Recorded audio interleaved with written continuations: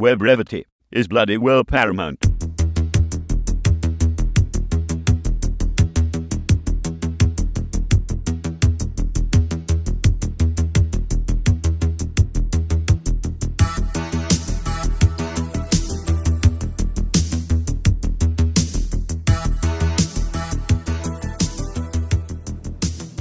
Hello and welcome to episode 27 of Chet and John's Reassuringly Finite Gaming Playlist. I'm John Denton, with me as always Chet Roivas. Take out the chicken. Yeah, I have no idea what that means. You will, you will. Alright, 2 top 10 lists, you know what it is, you've heard this before, right? It's 2 top 10 lists, going from 10 to 1, 10 being the game we played the least, 1 being the game we played the most. We go back and forth. We start now with Chet's number 10. Right, my number 10 is Counter-Strike Global Offensive on the Xbox 360. Right.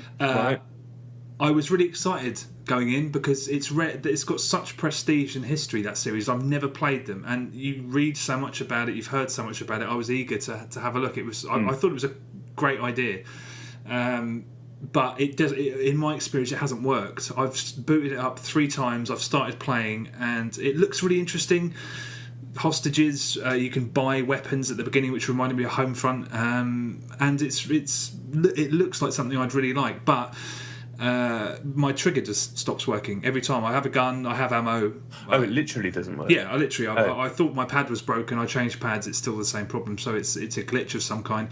And I'm going to leave it there because as much as I like the look of it, I don't have time.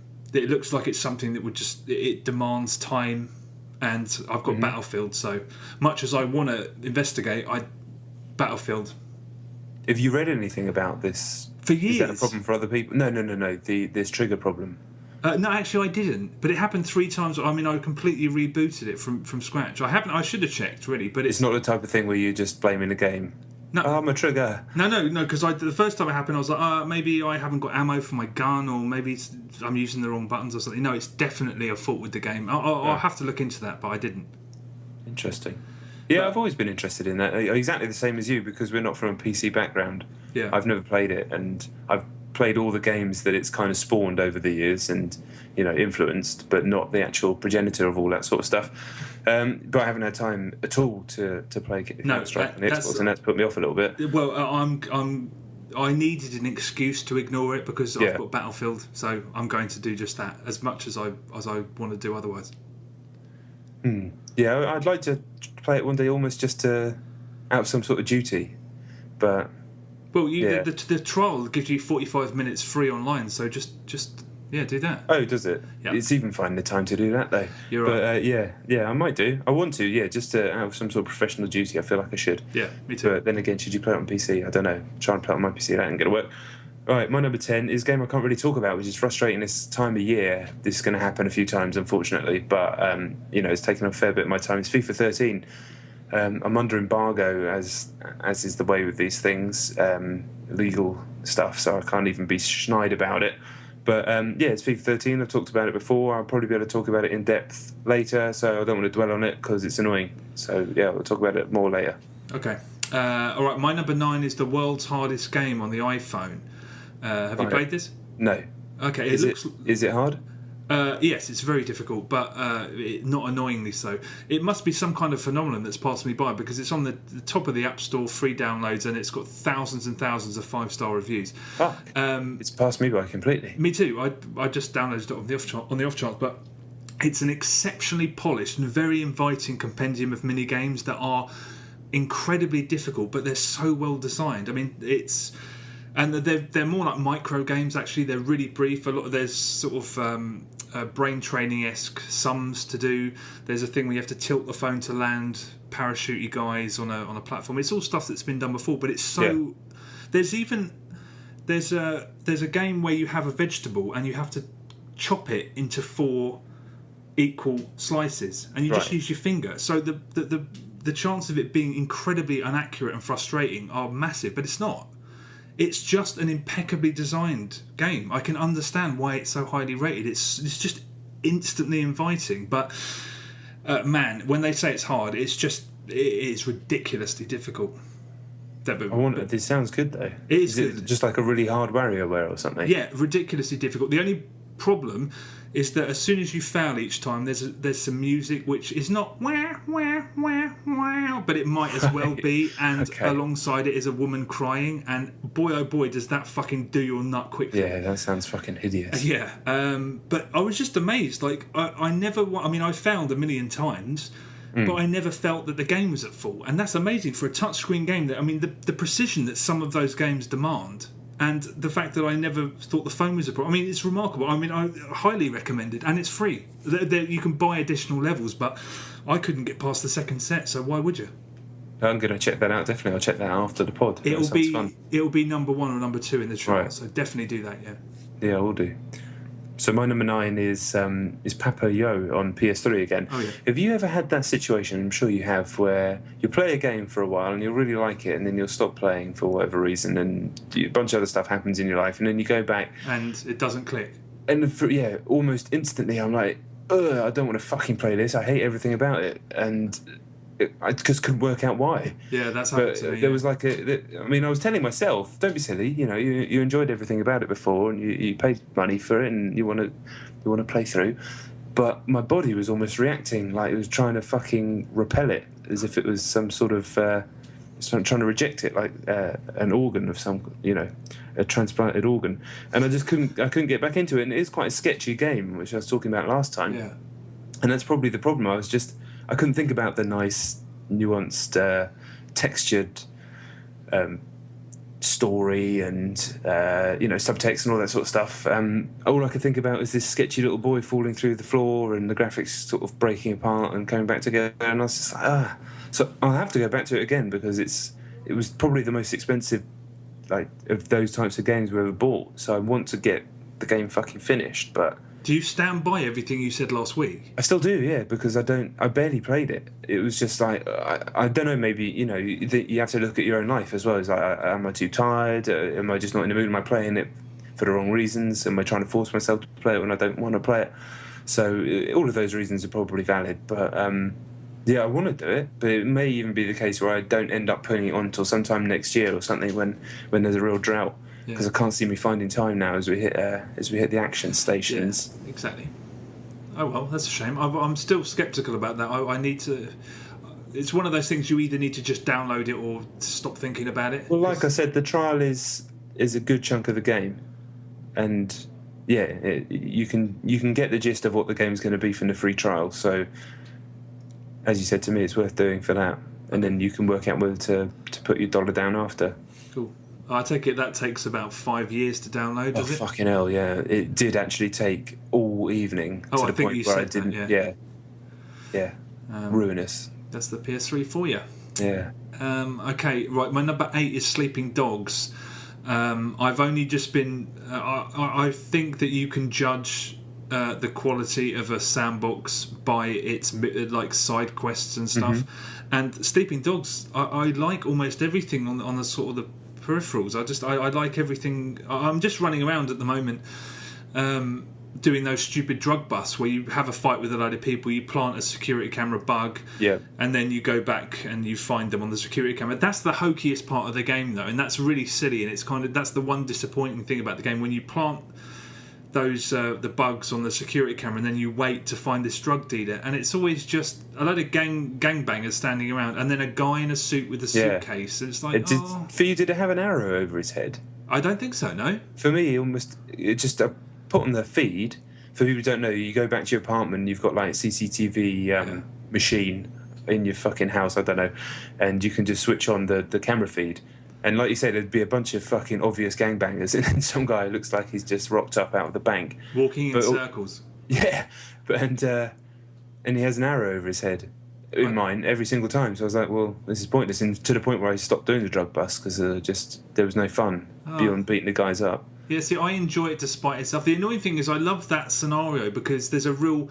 It made me think, for some reason. Do you remember that N64 Mission Impossible game? Yeah. That's exactly what it made me think of. The sniper level where you don't know whether they're trying to those attack. guys, they'd reach into their pocket and pull out a can of Coke. The highlight of a terrible game. But I'm just pissing around doing side quests a little bit, and it's really fun. I still really rate Sleeping Dogs, and I've seen it's nice to see. There's such discussion about it I've seen online that some people are saying it's better than GTA, and but the fact that conversation's even going on speaks volumes about it. Yeah. But it's great. It deserved success. Yeah, it appears to have done well, doesn't it? It's difficult to tell without budgets. You can get to and figures number and all that one sort of with stuff, but 10 copies sold, isn't it?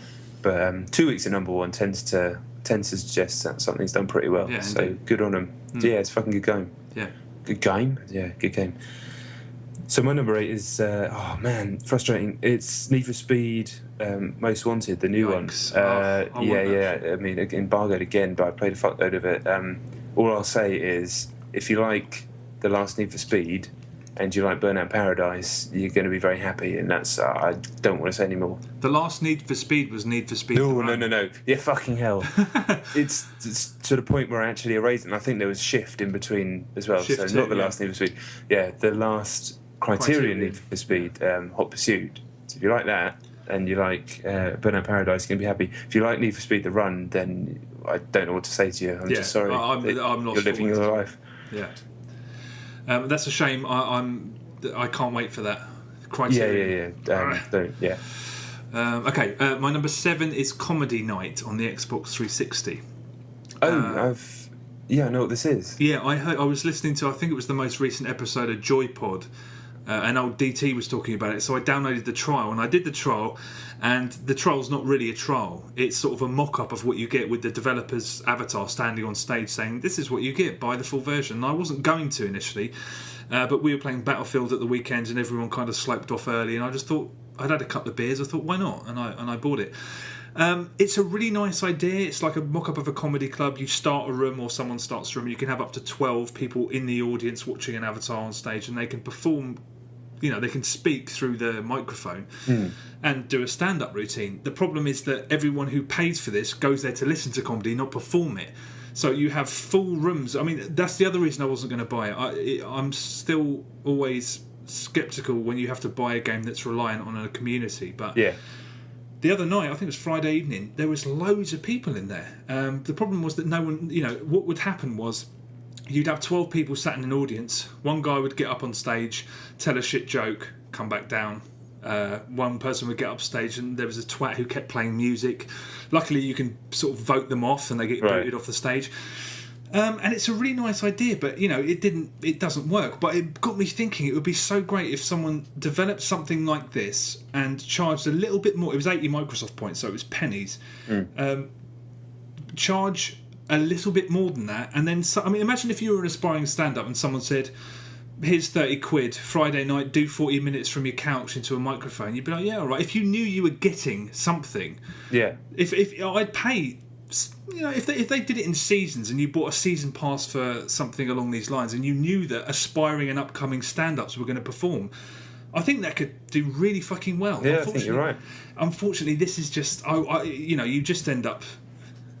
Initially I went to YouTube to have a look at what it was like before I actually bought it, and it's inevitably American children being racist. I didn't get that, but it was just a lot of people sitting, waiting for someone to come into the room and stand on the stage and tell jokes, and that never happened. Did you stand on the stage and tell jokes? No, I couldn't be bothered. No. To be honest, it was just You're was part interesting. Of the problem. Sorry?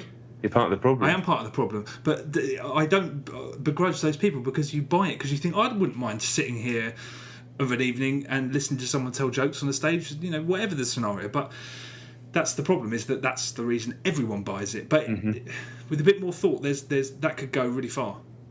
That concept, I think. Yeah, no, it's a great idea. When I heard about the idea, I was like, oh my god, obviously, what a great idea. I can't believe that I've not seen this already in some form.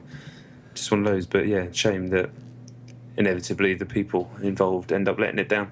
Yeah. Even though you are one of them. Yeah, I'm sorry about that. You don't have to apologise to me. Apologise to those little avatars sitting there waiting for some comedy. All right, genuine.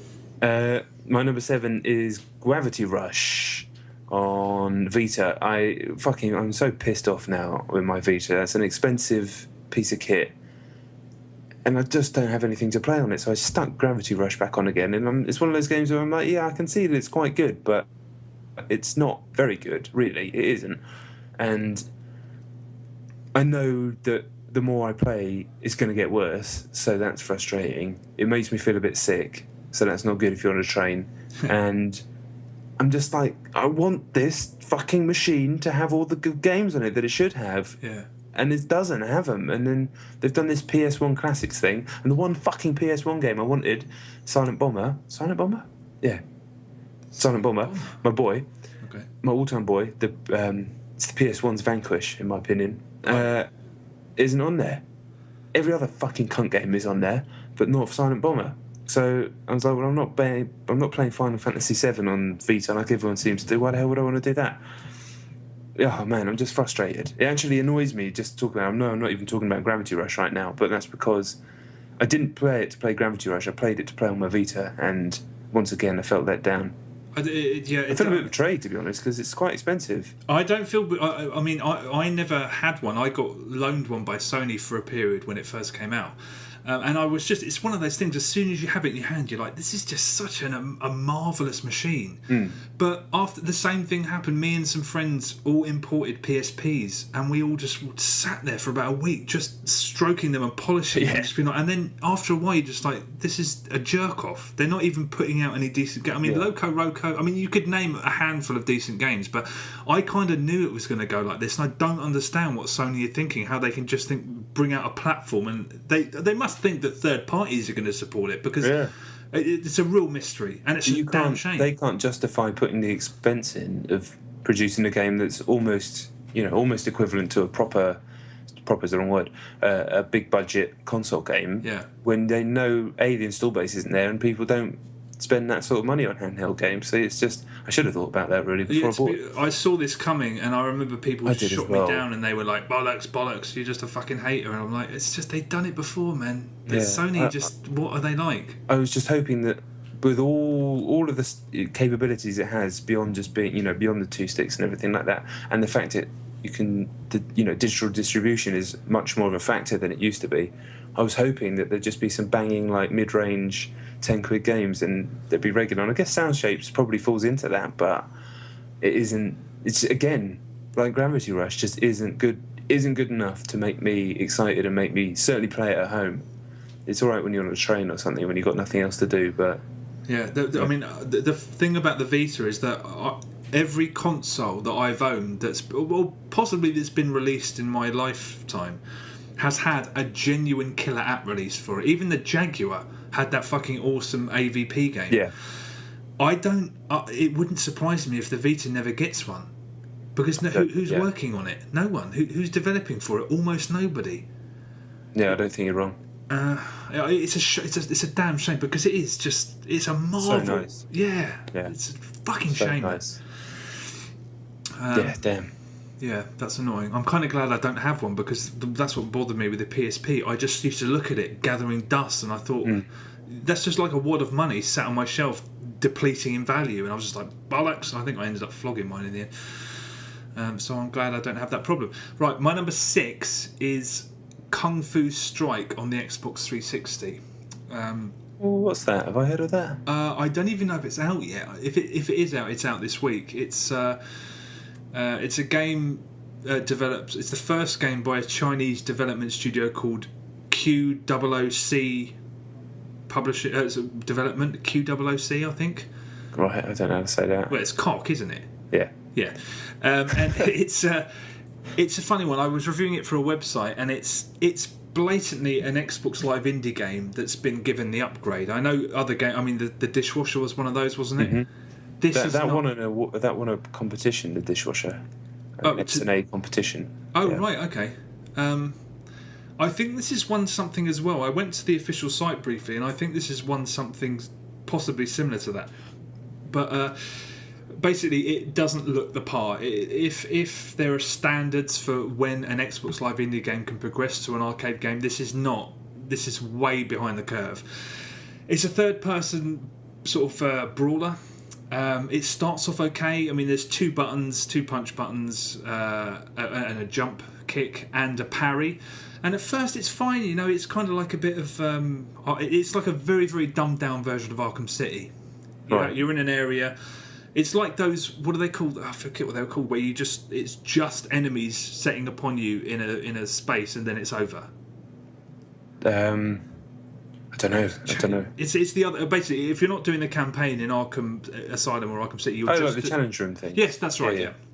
Yeah. It's just like that. There's a ridiculous story, static art panels, and it's set in feudal Japan. There's a siege on a temple, a rebel uprising. They go and investigate a tomb. I mean, there's double crosses.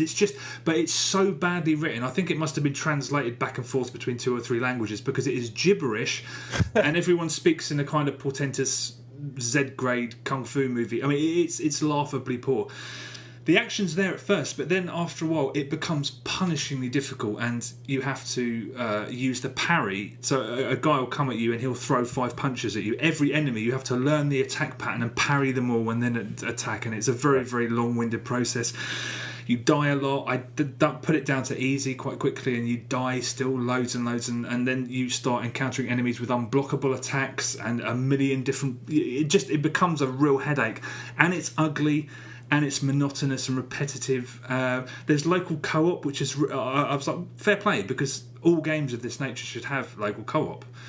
But it's just it gets monotonous so quick. There's some really it's annoying because later on there are some really nice ideas, like you have this power to summon guys to help you, which kind of adds a bit of strategy to it, but too late because it looks ugly and it's monotonous and rubbish. I wanted to like it, but it runs out of steam, and I'm so surprised that they've seen fit to upgrade it, because 80 points, it would have been a word of mouth smash hit for an Xbox Live indie game. 400 maybe. 800, which is what it costs, no chance, mate. Shit. No way. It's a shame, but it's not there. Their next game might be something to look at, though. Is it better than the Expendables, though? Is it better than the Expendables? Yeah. I don't even know why I entertained that. Everything's better than the Expendables. Everything is better than the Expendables, and I'll talk to you about that in a minute. Oh man, again. Yes. Right, number 6 is Pitfall on the iPhone. Oh, what do you reckon? Yeah, it's good. It's good fun. Yeah. It's been my game that I've been going to when I've got a spare 5 minutes here and there. I like the kind of upgrade and what they did with they've got the Pitfall Harry playing on the iPad, and then you start running, and yeah, it's good. It's a lot better than that Agent Dash game. I've still not played Temple Run, so my base is completely off and comparing it to anything like that. But it's not really like Temple Run at all. Is it not? There's elements of it, but no, it's streets ahead. Temple Run is really, it was a brilliant idea, but it's been superseded already so many times. But that's the problem with the iOS. Yeah, I thought it was nice. It was 69p.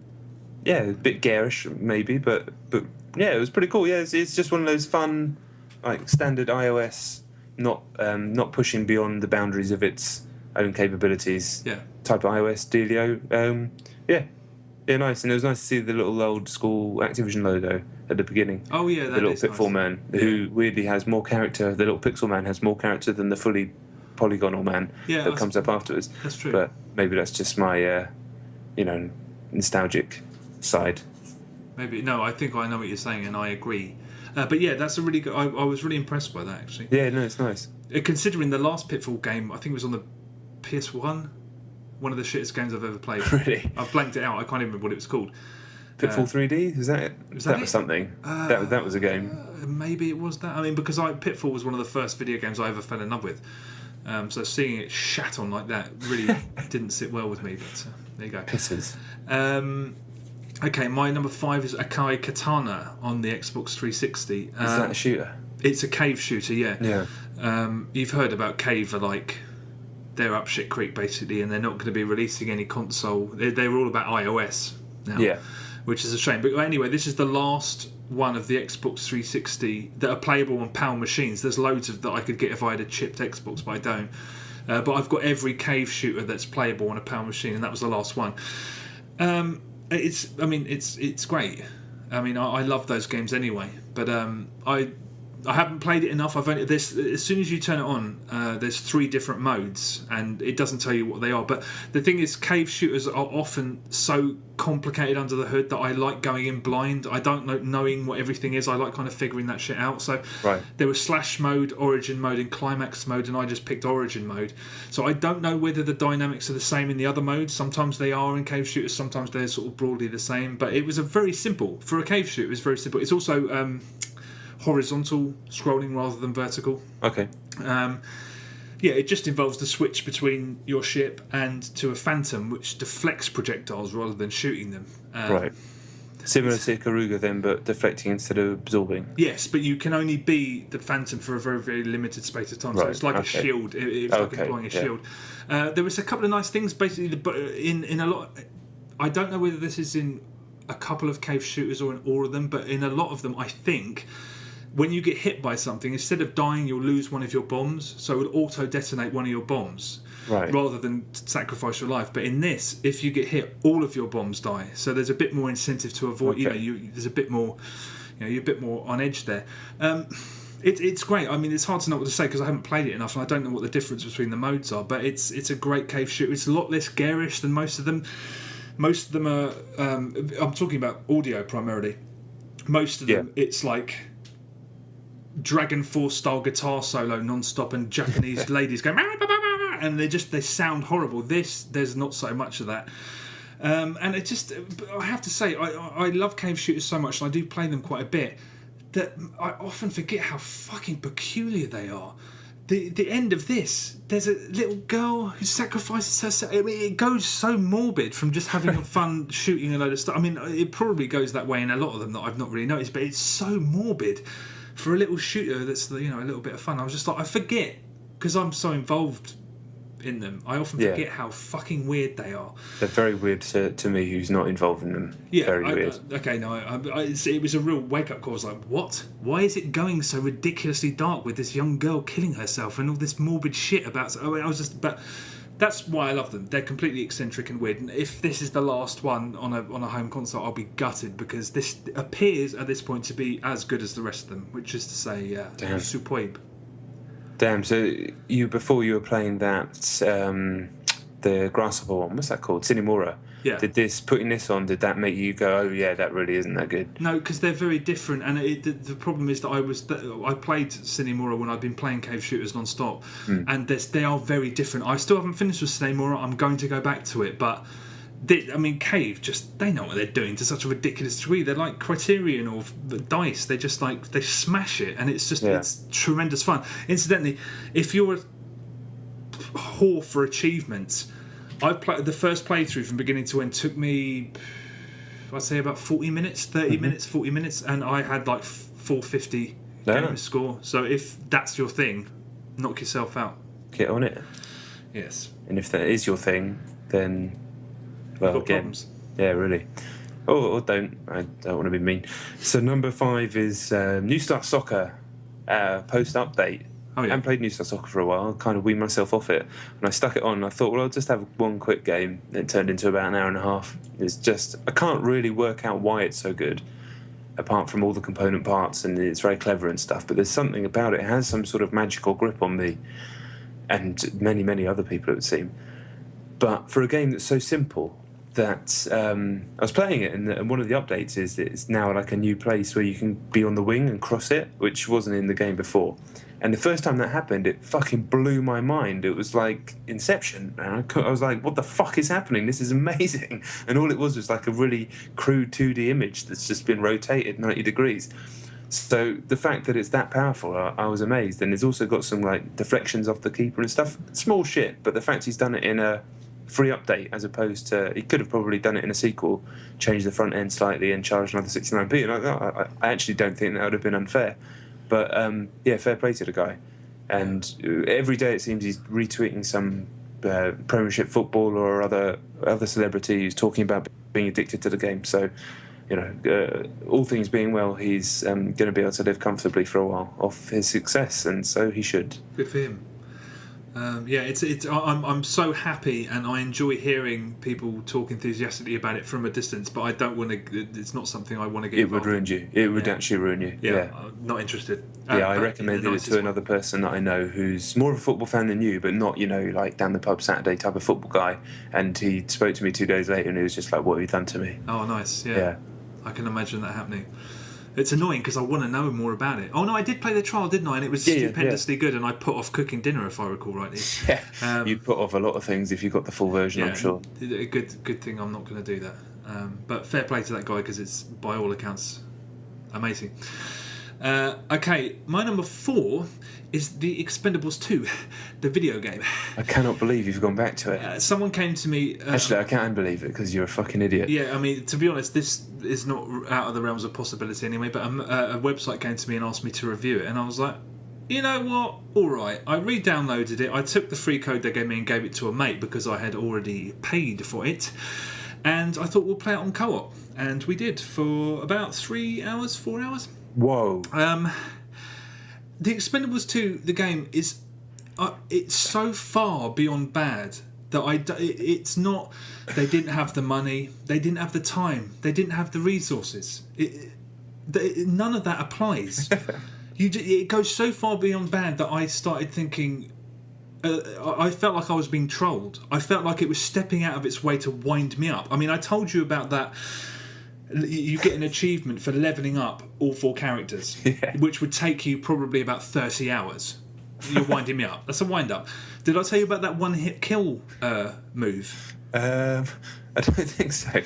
There's a one-hit melee move which you can only perform when the game lets you do it. So you run into a skirmish with a bunch of guys, and I invited the opportunity. I tried to make it happen, and it didn't. You go up, you run up towards people, you get close to them, nothing, you know. And occasionally, a prompt will say, press X to do the instant melee kill, and the camera zooms in, even if you're a multiplayer, regardless of who you are, or zooming on the character that's done it. You'll do like a 1-2 punch, a kick, pull out a gun. It's the snazziest looking part of the game. It's just like over the course of the 6 hours that I've now played this game, I reckon I've done that move 11, 12 times or so. There's an achievement for doing it a certain number of times. How many? 100. 2,000. Do you know what I mean? I'm like, are you fucking winding me up or what? But we got to a bit, me and my the friend I did it on co-op with, and we randomly got 2 people joined. The first 2 people in all those 6 hours that have joined, and all the games are open. So there's another achievement for doing it with 4 players, doing a 1 to 2 hour section with 4 players present. Good luck with that. Another achievement you won't get. There was a bit that me and my friend got to where I started to completely spin out. Like completely lose my shit. Actually, that reminded me that there's a precedent for this, and I must have told you about this. When I was about 13, 14, something like that, I saw what at the time was the worst film I'd ever seen. And me and my friend thought it'd be funny to try and see it as many times as we could at the cinema to see if we could take it. So I have seen Police Academy Mission to Moscow at the cinema 7 times. Have I not told you that before? I think you have, a long time ago, yeah. 7 times. And I remember this so clearly. It was the 6th time we saw it, and it was a scene in a circus or a carnival or something, and there was someone on a trapeze, and it was like I'd been given acid. Colours, I was like, what am I... It was like my brain was folding in on itself because it couldn't handle what I was subjecting it to. And that exact thing happened to me when we were at this section in The Expendables 2, and I'll try and explain it. You're walking along, blah, blah. You get to a section where there's a helicopter, an attack helicopter. You need to take it down with rocket launchers, and the rocket launchers endlessly respawn because the enemies brandishing them endlessly respawn.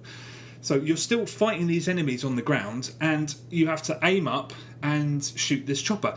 The problem with The Expendables 2 is that it's one of those games where enemies can be on any level. So if you aim to the left and they're on the roof, in a lot of games it will just, it will shoot upwards for you. And that's what the game is supposed to do. But in this, 90% of the bullets hit the wall beneath him, and one bullet. So that takes forever. But anyway, you're trying to shoot this... So the same thing applies to the chopper. You're trying to shoot this chopper down with these rockets, but it's bobbing around and moving, and sometimes it goes over it, sometimes it goes under it. And, I can't control that. If I'm trying to... I'm just shooting in the direction. Yeah. The whole time this is happening, enemies keep respawning. Every 2 seconds you get grabbed by someone, knocked out, and then a friend has to come and revive you, which is a process that takes 10 seconds. So this bar goes up 10 seconds, 10 seconds. And then inevitably, as soon as you're up, the other guy who was reviving you gets knocked down. You have to revive them. 10 seconds, 10 seconds, 10 seconds. All of this is going on, and then you have to eventually shoot this fucking chopper. We were there for 15 minutes, and I had the same thing where I just zoned out, and I was like, what the fucking hell am I doing with my life? What is going on? And randomly, It was a clusterfuck. Revive, miss, revive, respawning enemies, get him up, get that up. And I was just like, what the fuck? Eventually, someone blind fired a rocket and it accidentally hit the chopper. And it disappeared. And we were like, okay, that was an accident, but thank fuck it's over. So we killed all the remaining enemies and set off down the path towards the rest of the level. We were walking for about 4 seconds before Dolph Lundgren comes and the damn chopper's back. If an old man appeared on screen and flashed me and waved his tackle in my face, I couldn't have turned off the Xbox any quicker than I did, and so did my mate. He said he just turned it straight off. He didn't even say goodbye to each other, just off. Because I was like, are you taking the piss? This is not bad design. This is someone trying to upset people. I swear to God, there's no way that's just a load of shit they couldn't afford to fix. Rubbish. Incidentally, before last week I said that I didn't know who developed it, and there is a load of conversations online about like people saying, I spoke to so-and-so because he made a game that looks a bit like this, and I asked him if he'd developed this, and he said no. So there is a lot of mystery around it, but the second time I booted this up, it came up with Zootfly Games, and I was like, I swear that wasn't there the last time I booted up. I mean, obviously it was, but I checked their website. They don't mention that they've developed it. I think they're from Lithuania or something. The only game of any note they've done is that really, really shit but strangely compelling Prison Break game. Oh my God. Yeah, which... But the chicken. It all comes full circle. How did you... you remember that? I remember you talking about it, yeah. Yeah, because that's... basically, I had to review Prison Break for a magazine. They sent me a preview build of the game that was broken, and I didn't realise it. So I spent 4 hours in this prison kitchen trying to complete an objective that I couldn't complete.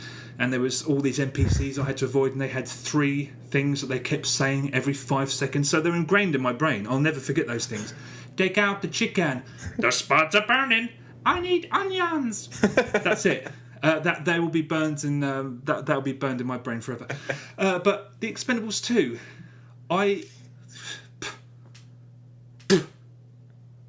my number 4 is a game called La Mulana. Have you heard of it? No. What was it on? PC. Okay. But it was a WiiWare title that came out in Japan but didn't come out over here. Okay. No, I'll take that as a no. What was that a question? Yeah, I said, have you heard of it? No, I said no.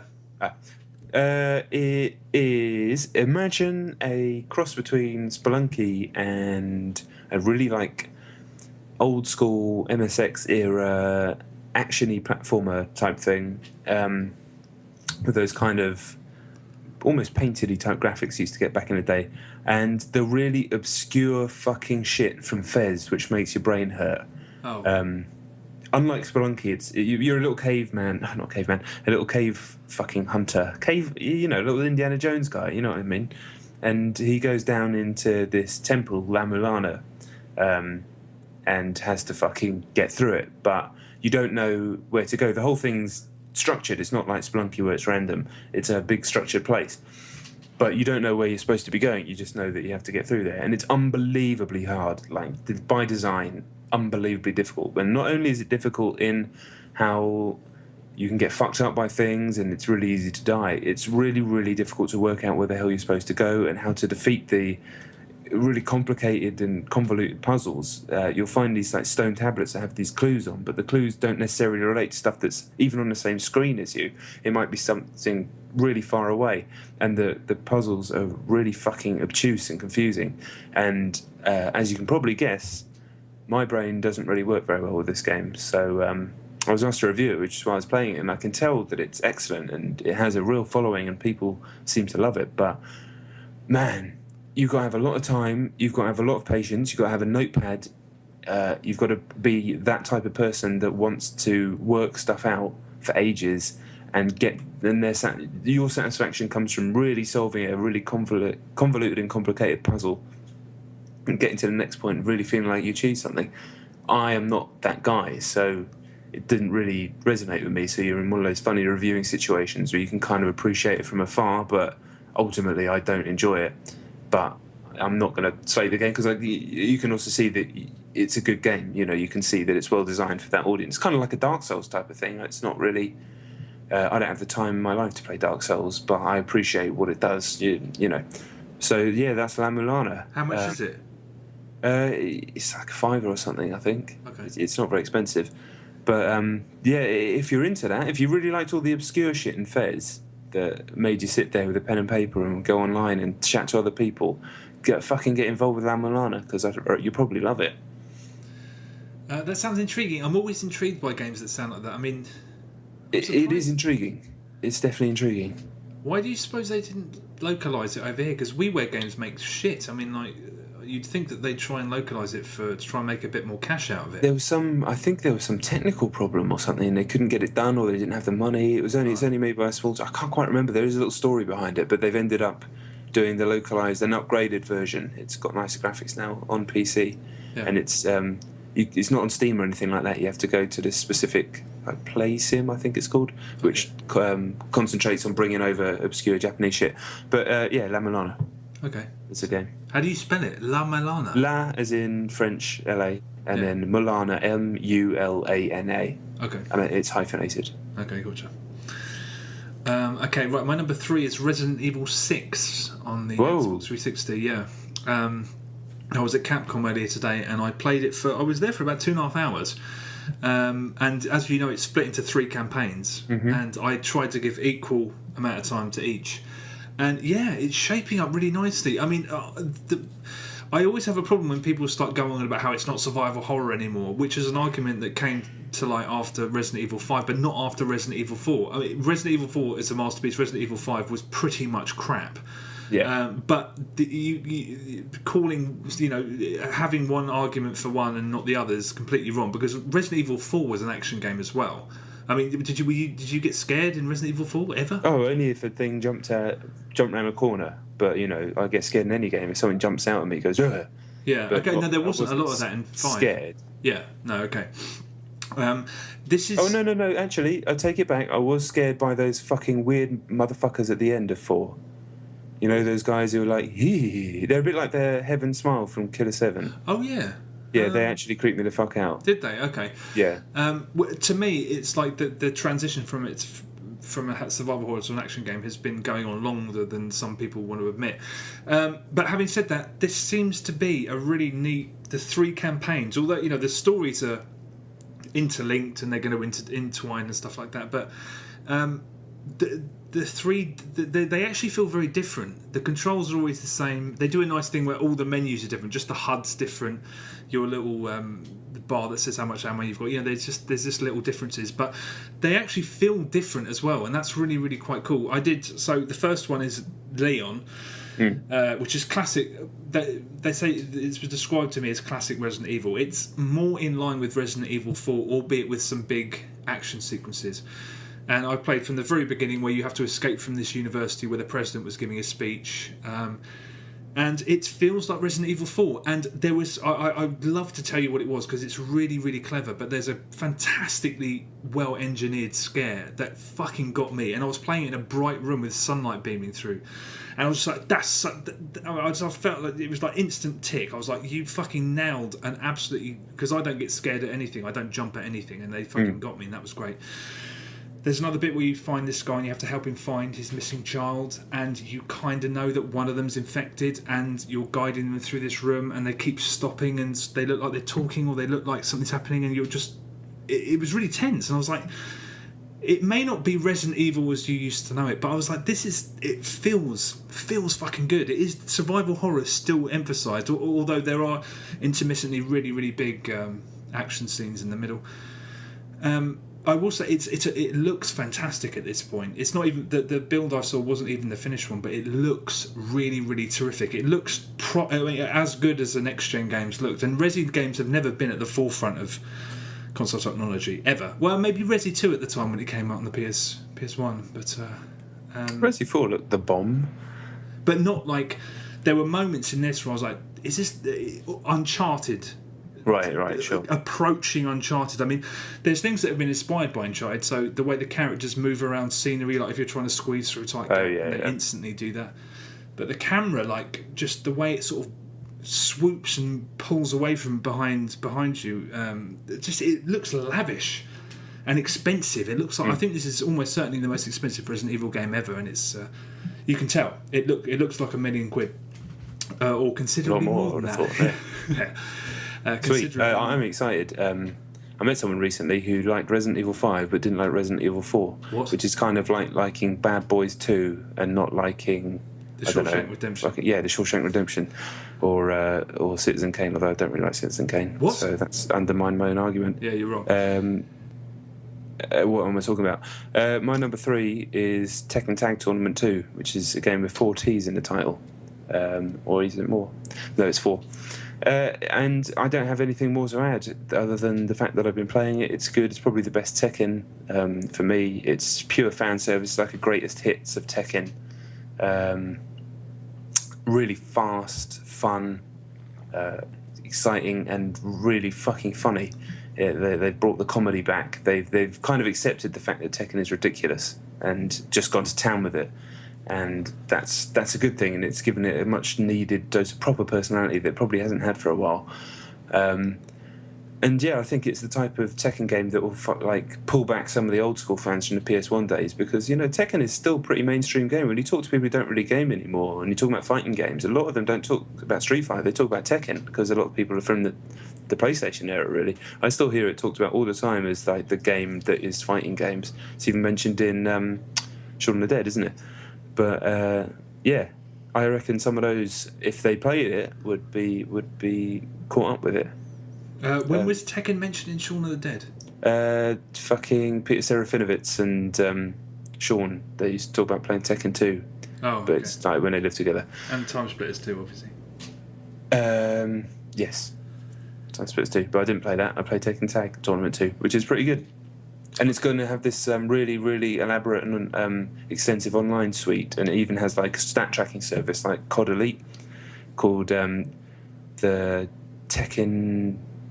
World Tekken Federation, the WTF. That's right. So yeah, they're really believing in it as an online game. So it'll be interesting to see how that takes off for people, because it's good. It's just one of those good games. Okay. I can't wait to play it. Tekken went a little bit off on a weird tangent. Yeah, so. This is definitely the most fun Tekken in ages. And even though it's a tag game, it's not like it's not like a Marvel vs. Capcom game where you need to know all the tag combinations and all that sort of stuff. It's more just Tekken, and then you can tag your mate in when you're getting a bit ill, and he'll help out. But okay. There's a few tag combos, but they're not like intrinsic to how the game works. It's more still about old juggles and all the old tricks and tactics. Have you played it online yet? No. Okay. I was going to say, I didn't know if the servers would be open yet. No, I don't think they are. In fact, I don't even know if the embargo's down, but whatever. I'm sure they won't mind. Yeah, it's out a week Friday, isn't it? Yeah. Oh well, it probably isn't then. That's a preview of Tekken. I just said that, not a review. Gotcha. Incidentally, I'll talk more about Resident Evil 6 next week, because I played the 2 other campaigns and they were totally different, but I'll speak about that next week. Right, yeah. Number 2, Battlefield 3. The only thing that I can't wait for Armored Kill next week. Oh, yes. Yes, we'll be there. Did you see the launch trailer? It came out today, didn't it? I didn't see it, no. I'm going to watch it in a bit. They always get me... something clicks. Playing Battlefield 3 at the moment, the only thing that's happened is that I never understood mixed servers, where you play on a server and it goes Rush, Conquest. But now we've changed our server, that we've got to a mixture of all game types, because that's the way to do it. Totally changed my outlook. Rather than binging on one game type and getting fed up with it. Mixture. That sounds more fun to me. Oh, totally. Let's mix it up. I'm all about it. Well, I'll be back on next week. I'm sure others will too. Genuine. Number 2 is another game that's embargoed, but I can kind of get around it because there's a second demo that's come out. It's PES 2013. Oh, yeah. So I've been playing the final version, but the second demo has come out with a bunch of club teams, and it's amazing. They give away so much for free. They're a good demo, and then they've done another one with a bunch of new teams and a few very small up there. I can't really tell the difference between the two in terms of the gameplay. I think there's some small differences. But PES is back. I can say that just going on a demo, irrespective of the final version. PES is back. It's back in a big way. And what's really interesting is what I didn't realise. Have you seen that Metal Gear Solid Zero's footage that's come out? Yeah. That is the engine that PES 2014 is being built on. Oh. which could mean amazing things for the series, or it could mean they fuck it up again and they're back to square one, not knowing how to deal with advanced tech. Hardware and that sort of change hasn't sort of done very well in the past. No, they were fine PS1 to PS2, but PS2 to PS3/Xbox 360 was... I mean, they've only just got their shit together 7 years later. Yeah. And, last year's was good, but it still had some bad bugs and some bad goalkeeping stuff. This doesn't have those things in. I don't know when the embargo drops, but I won't bore people who don't care about football too much. But yeah, Pez is back. Okay, I'll take your word for it. Although the demo was great. Okay, right. My number one is Rock Band Blitz. Shit, do you know I've no time, so I haven't been able to play it. It's ridiculous, seeing as my life was built around frequency and amplitude. Yeah. It's a shame because I've got no friends to do battle against. Oh, no friends. No, but like none of them are interested in this at all. I'll get it, don't worry. Okay. It's well worth 1,200. All I'll say about it is that it doesn't explain itself very well at all. I spent the first hour with it completely bemused. I was like, what am I doing here? Am I trying to maintain the song the whole way? It really doesn't explain how the game actually works. You have to figure it out for yourself. I mean, even it's all about the power-ups, basically. As you go through, you unlock all these power-ups, and using those power-ups is what the game is all about. It's incredibly involved and like really hardcore. It's a time sink. You're supposed to spend a lot of time completing all the songs and then figuring out the best way to go back and tackle them again. It's one of the most hardcore games I've played in a long time, but it's a real thrill because at first when you unlock these power-ups, some of them are like you hit the right note and then it will bounce around and you have to catch it to get more points, and you're like, but I want to try and I want to work on that track. It feels like I'm pissing around doing stuff that's not. But working out when to do that and taking the best advantage of it is how you work it out. And those power-ups at first seem ridiculous, but in the right song at the right time, you can absolutely smash it. And figuring out when to do that is really rewarding. It's a real thrill. And then you can maximise points on a certain instrument. So if you know that there's a song that's got loads of guitars on it, you just ramp that up and you'll just get the most. Okay. I can't explain how daunting it was because I've played every Rock Band game to death and frequency and amplitude. And playing this, I was like, I don't quite understand what I'm doing. Am I going after points? Am I trying to get everything going? There's a great system. Once you figure out how that, you have to get everything going in order to get your multiplier thing up. If you don't get all tracks going at once to a certain multiplier, like a ×4, you won't be able to go higher in the multiplier. But it's so hard to explain and so complicated sounding, although it's not. You just have to. I think that's why they kind of backed out of explaining stuff to you, because the only way to explain it really is to just do it yourself. Just do it. Is it good though? Fantastic. Oh, okay. Absolutely I mean, it's annoying because it's one of those games that just demands too much of you, and I don't have the time. But it is terrific. It's so rewarding. But one thing I will say is that it gives me the most fierce headaches because you're looking so. You're not just. Oh, I'm in trouble then. Well, it might not apply to you. I've just noticed that every single time I've played it, every time I've switched it off, I've had a throbbing fucking headache because you're looking so intensely at parts of the screen. Yeah. And it's on one occasion I turned it off with a headache and put on a cave shooter and the headache dissipated. So I don't. Yeah, it's weird. It's exclusive to me, I'm sure, but no, it's tremendous. At first, I wasn't sure, and it is aggressive about buying more DLC. Some of the achievements are like you can only get them if you buy more songs, but it's terrific, absolutely fantastic. And if you've got DLC from the previous Rock Band games, it's worth every damn penny. Even if you don't, it is actually. Yeah, I'll be getting that. Yeah, you should. Does the songs you already have feed into the game? Yes. Every song you've got on your hard drive. Oh, I've got shitloads. Yeah, me too. That's why it was so sweet. So cool. Oh, well, yeah. I mean, I was going to get it anyway, but yeah, sweet. Yeah. Sweet. Number one is Darksiders 2. Oh wow. It's been a little because we've had another week off. Apologies again. Got scheduling problems here, but it's actually been a little while since I played Darksiders 2, and my opinion has changed in the time that I've played it, and I'm hoping it will come back again because when I first started it, I thought it was superb. I was absolutely loving it. I didn't really like Darksiders 1, as I've talked about before, but there was something about it I liked. I was really enjoying the loot. I thought the puzzles were smarter. I enjoying the world. I kind of didn't know what was going on though, which did bother me, because I'm a guy that likes to know why I'm there in a game like this, or who the people are, why I'm there, even if the writing shit, which often is. As long as I know what I'm doing, I don't know why, it just kind of gives me more of a sense of purpose. Otherwise I feel like I'm fighting through and I'm doing this thing, but it's like, well, who are these guys? And that's what I was feeling with Darksiders too.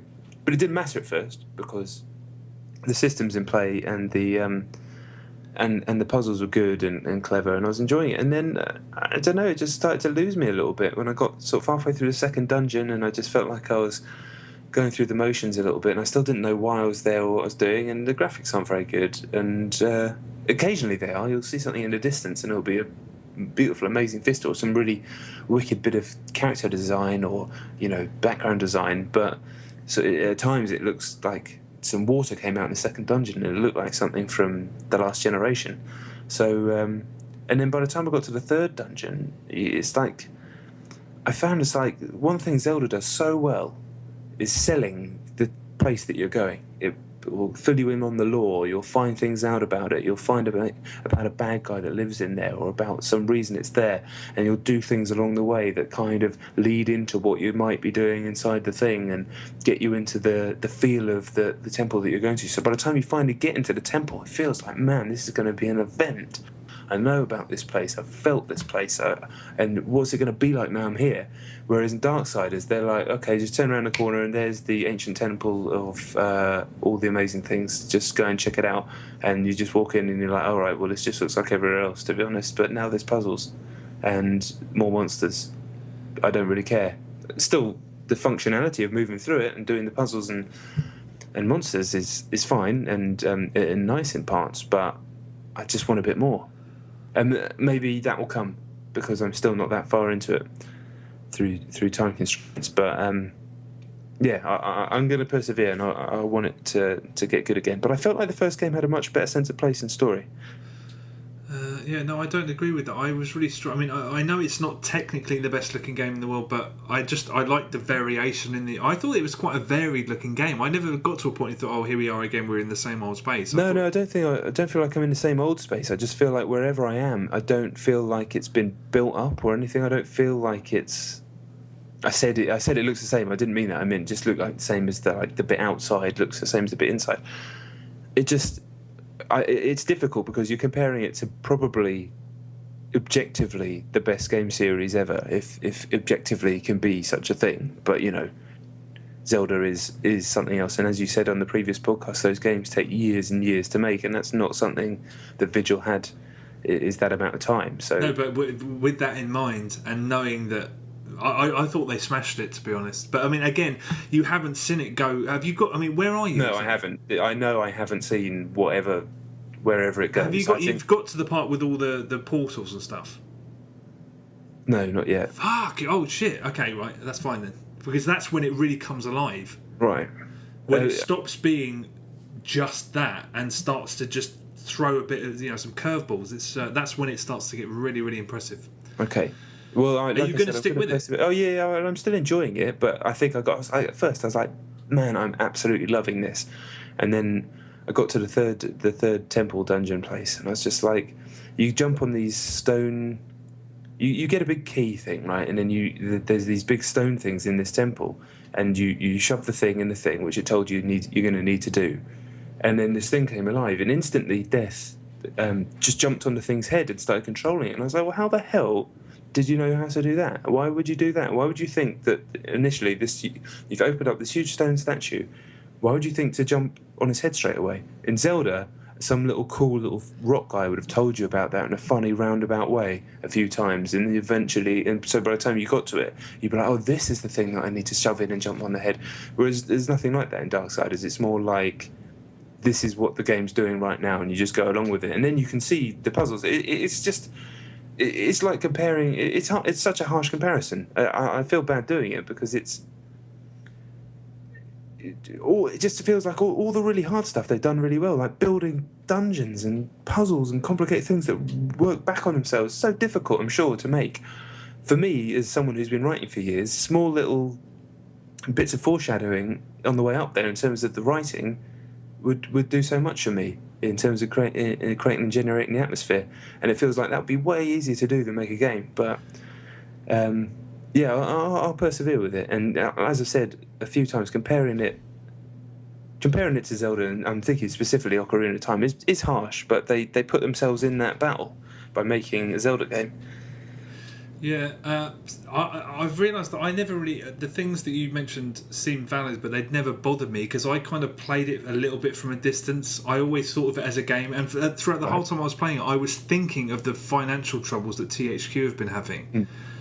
And I started thinking that it's amazing how this has clearly affected that, and this, but I never, the things that you say, you weren't explained this by a character or this or that, and that normally would bother me.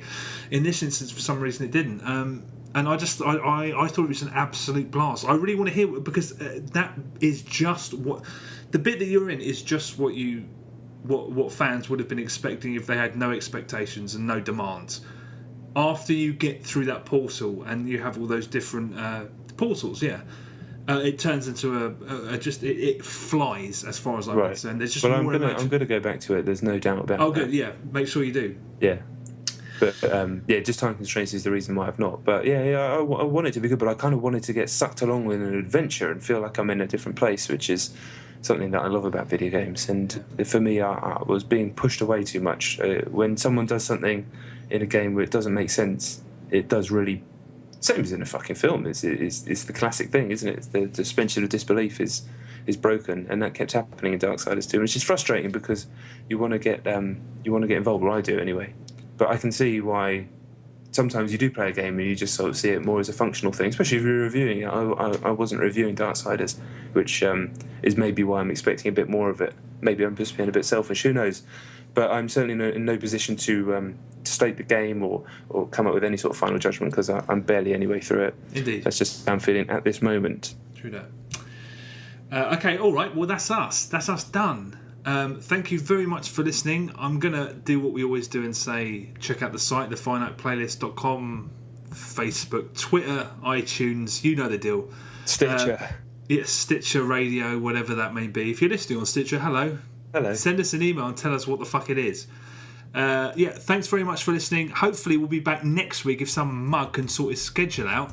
Otherwise, we'll see you in like a fortnight or something if someone can be bothered. No, we're back next week. Yeah? Alright, is that Don't a worry promise? about it. Done. Yeah. It's fucking done. See you later. Peace out.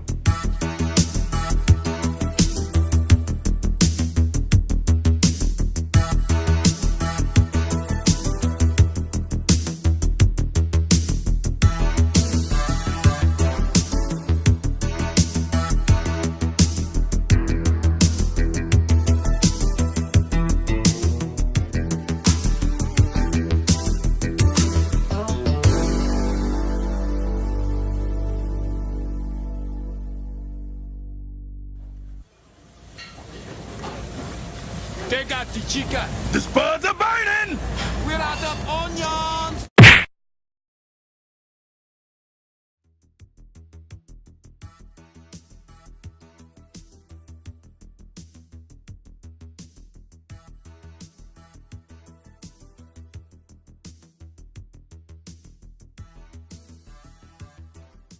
Rating are massive, but it's not.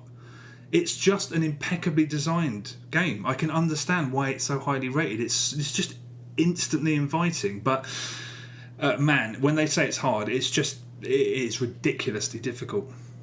This sounds good though. Is it good. Just like a really hard WarioWare or something? Yeah, ridiculously difficult. The only problem is that as soon as you fail each time, there's some music which is not wah wah wah wah, but it might as well be, and alongside it is a woman crying, and boy oh boy does that fucking do your nut quickly. Yeah, that sounds fucking hideous. Yeah, but I was just amazed. Like I failed a million times, but I never felt that the game was at fault, and that's amazing for a touchscreen game. The precision that some of those games demand.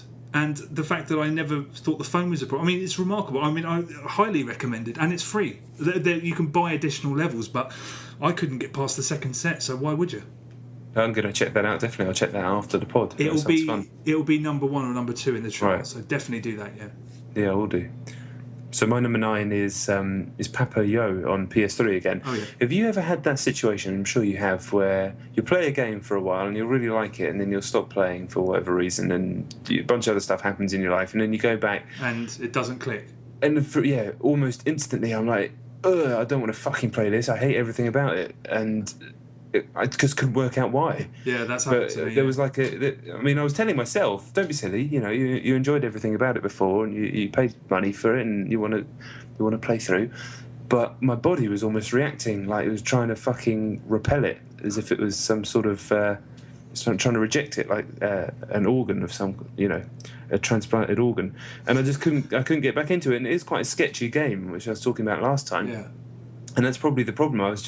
I couldn't think about the nice, nuanced, textured story and subtext and all that sort of stuff. All I could think about is this sketchy little boy falling through the floor and the graphics sort of breaking apart and coming back together. And I was just like, So I'll have to go back to it again because it was probably the most expensive. Where brevity is bloody well paramount.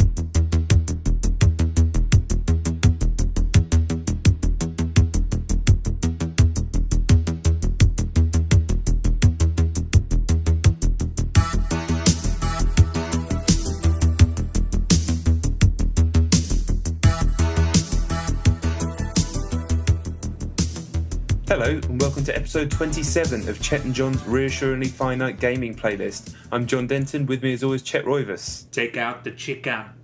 Yeah, I have no idea what that means. You will. You will. All right, 2 top 10 lists. You know what it is. You've heard this before, right? It's 2 top 10 lists going from 10 to 1, 10 being the game we played the least, 1 being the game we played the most. We go back and forth. We start now with Chet's number 10. Right, my number 10 is Counter-Strike Global Offensive on the Xbox 360. Right. I was really excited going in because it's got such prestige and history, that series. I've never played them, and you read so much about it, you've heard so much about it. I was eager to have a look. I thought it was a great idea, but in my experience, it hasn't worked. I've booted it up 3 times. I've started playing, and it looks really interesting. Hostages, you can buy weapons at the beginning, which reminded me of Homefront, and it looks like something I'd really like, but. My trigger just stops working every time. I have a gun, I have ammo. Oh, it literally doesn't work. Yeah, I thought my pad was broken. I changed pads. It's still the same problem. So it's a glitch of some kind, and I'm going to leave it there because as much as I like the look of it, I don't have time. It looks like it's something that would it demands time, and I've got Battlefield. So much as I want to investigate, Battlefield. Have you read anything about this? For years. Is that a problem for other people? No. This trigger problem. No, actually, I didn't. But it happened 3 times. I mean, I completely rebooted it from scratch. I should have checked, really. But it's not the type of thing where you're just blaming the game. No, I'm a trigger. No. Because the first time it happened, I was like, maybe I haven't got ammo for my gun, or maybe I'm using the wrong buttons or something. No, it's definitely a fault with the game. I'll have to look into that, but I didn't. Interesting. Yeah, I've always been interested in that.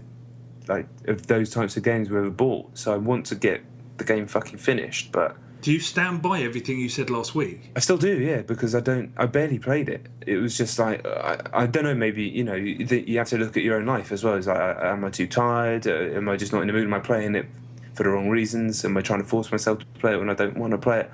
So all of those reasons are probably valid, but yeah, I want to do it, but it may even be the case where I don't end up putting it on until sometime next year or something when there's a real drought. Because I can't see me finding time now as we hit the action stations. Yeah, exactly. Oh well, that's a shame. I'm still sceptical about that. I need to.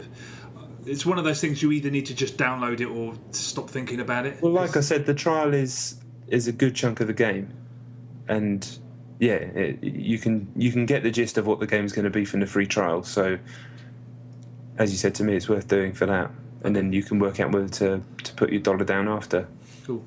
I take it that takes about 5 years to download, does it? Oh, fucking hell, yeah. It did actually take all evening to the point where I didn't... Yeah.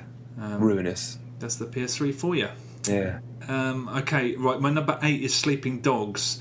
I've only just been... I think that you can judge the quality of a sandbox by its side quests and stuff.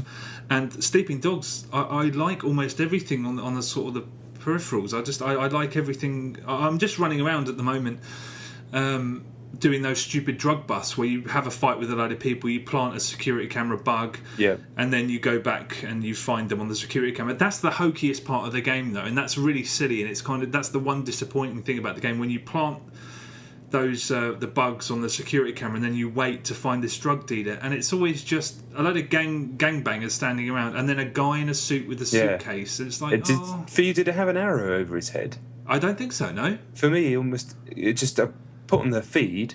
For people who don't know, you go back to your apartment and you've got like CCTV machine in your fucking house, I don't know, and you can just switch on the camera feed. And like you said, there'd be a bunch of fucking obvious gangbangers, and then some guy looks like he's just rocked up out of the bank, walking in circles. Yeah, and he has an arrow over his head. In mine, every single time. So I was like, well, this is pointless. And to the point where I stopped doing the drug bust because there was no fun beyond beating the guys up. Yeah, see, I enjoy it despite itself. The annoying thing is I love that scenario because there's a real... It made me think, for some reason. Do you remember that N64 Mission Impossible game? Yeah. That's exactly what it made me think of. The sniper level where you don't know whether they're trying to those attack. Guys, they'd reach into their pocket and pull out a can of Coke. The highlight of a terrible game. But I'm just pissing around doing side quests a little bit, and it's really fun. I still really rate Sleeping Dogs, and I've seen it's nice to see. There's such discussion about it I've seen online that some people are saying it's better than GTA, and but the fact that conversation's even going on speaks volumes about it. But it's great. It deserved success. Yeah, it all appears to have done well, doesn't it? It's difficult to tell without budgets. You can get to number one with 10 copies sold, isn't it? But 2 weeks at number one tends to suggest that something's done pretty well. Yeah, so good on them. Yeah, it's a fucking good game. Yeah. Good game? Yeah, good game. So my number 8 is, frustrating. It's Need for Speed Most Wanted, the new one. I mean, embargoed again, but I played a fuckload of it. All I'll say is, if you like the last Need for Speed and you like Burnout Paradise, you're going to be very happy, and that's I don't want to say any more. The last Need for Speed was Need for Speed. No. Yeah, fucking hell. it's to the point where I actually erased it, and I think there was Shift in between as well. Not the last Need for Speed. Yeah, the last Criterion Need for Speed, Hot Pursuit. So if you like that, and you like Burnout Paradise, you're going to be happy. If you like Need for Speed The Run, then I don't know what to say to you. I'm just sorry. I'm lost. You're living your life. Yeah. That's a shame. I can't wait for that. Criterion. Okay, my number 7 is Comedy Night on the Xbox 360. I know what this is. Yeah, I was listening to, I think it was the most recent episode of JoyPod, an old DT. Exactly the same as you, because we're not from a PC background. Yeah. I've never played it, and I've played all the games that it's kind of spawned over the years and influenced, but not the actual progenitor of all that sort of stuff. But I haven't had time at all to play Counter-Strike on the Xbox, and that's put me off a little bit. Well, I needed an excuse to ignore it because I've got Battlefield, so I'm going to do just that as much as I want to do otherwise. Yeah, I'd like to play it one day, almost just out of some sort of duty, but. Well, the trial gives you 45 minutes free online, so just do that. Oh, does it? Yep. It's even finding the time to do that, though. You're right. But, I might do. I want to, just out of some sort of professional duty. I feel like I should. Yeah, me too. But then again, should you play it on PC? I don't know. Try and play it on my PC. That ain't going to work. All right, my number 10 is a game I can't really talk about, which is frustrating this time of year. This is going to happen a few times, unfortunately, but, it's taken a fair bit of my time. It's FIFA 13. I'm under embargo, as is the way with these things, legal stuff, so I can't even be snide about it. But it's FIFA 13. I've talked about it before. I'll probably be able to talk about it in depth later, so I don't want to dwell on it because it's annoying. So we'll talk about it more later. Okay. All right, my number 9 is the world's hardest game on the iPhone. Have you played this? No. Okay. Is it hard? Yes, it's very difficult, but not annoyingly so. It must be some kind of phenomenon that's passed me by because it's on the top of the App Store, free downloads, and it's got thousands and thousands of 5-star reviews. Fuck. It's passed me by completely. Me too. I just downloaded it on the off chance, but it's an exceptionally polished and very inviting compendium of mini games that are incredibly difficult, but they're so well designed. I mean, and they're more like micro games. Actually, they're really brief. There's sort of brain training-esque sums to do. There's a thing where you have to tilt the phone to land parachute guys on a platform. It's all stuff that's been done before, but it's so There's a game where you have a vegetable and you have to chop it into 4 equal slices, and you just use your finger. So the chance of it being incredibly inaccurate and frustrating